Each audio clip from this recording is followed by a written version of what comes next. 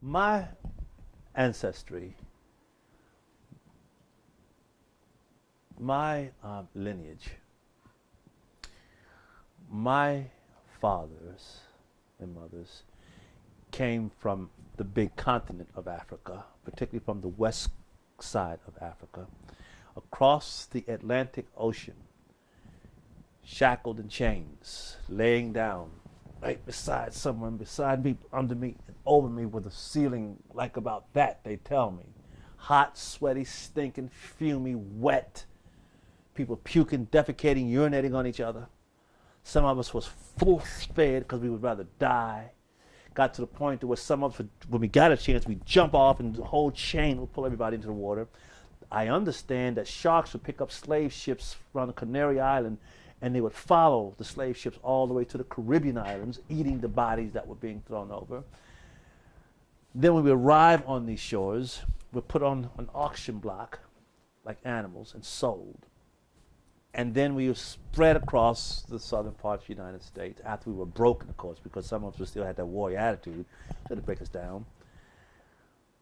One case, psychologically speaking, the damage that's been done to us was the slave breakers would get all the slaves in a circle, a semicircle, and they'd put the men behind the women and then the pregnant women and the children. And they would get a pregnant black woman, apparently, and they would hang her up by her legs upside down. And the white man, the breaker, would take a big butcher knife and he'd say, "Look into my eyes." Look at those eyes. He'd reach up. The woman's still alive. Cut her in the belly, split her belly open. The baby would fall out on the ground, and he would stump its head. Now, that's a crazy motherfucker right there. You don't mess with him. That's why it was death to us to ever look up into the eyes, the blue eyes of a white man. That if you want to die, you look into the eyes of a white man. It's the last thing you'll see. That went on. The psychology of went into the men, went into the women, went into the children, went into the pregnant women who transferred that fear into that child. Fear of the white man. And on we go. We built all these things we did for this country, and from building buildings to agriculture and so forth. And then, after the Great Civil War, and we were freed, we went through the whole period of racist Jim Crow, racist legislation, apartheid against us for who we were and what we were. Now, that's how I got here. Barack Obama got here. His dad flew across the Atlantic Ocean from East Africa in a jet plane. Not even as an immigrant. Not someone seeking to be an American, but came here as a student. Went to a very nice elite school, where in those days, for Jim Crow was, I could not go as a son of the slaves.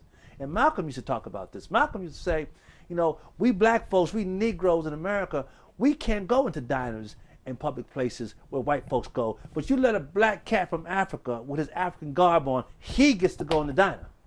But the sons of the slaves, we can't. Barack Obama, I've got nothing against his mother being white. The mother of my 4 children are white. My mama brought me up, daddy brought me up to not judge people by the color of their skin, but by the content of their character, and to relate here as human beings. So that's not the point. But the point, however, is Barack Obama's mother comes from a socialist, liberal, democratic background. The very people who was responsible for holding my people as slaves, the West Africans, and as slaves in this country, and fought a war against the federal government, against the Union, to maintain our slavery. And they, after losing the war, put upon us racist legislation. The Democrats did this. That's his mama. His father, being a Muslim of West Africa, Muslims have the heritage of enslaving black folks. So, when Barack Obama is hailed by the media and the rest of the world as the first African American president, okay, technically yes, he is the first. He will be the first if he's elected. He will be the first African American president, but not a son of the West African slaves.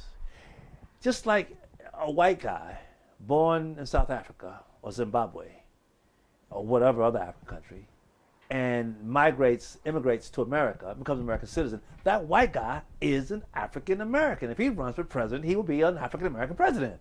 That's what a Barack Obama is.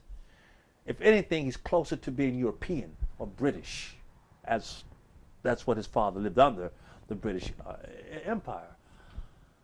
And to say, and what everybody is excited about, and it's understandable, that we're going to have an African American president for the first time.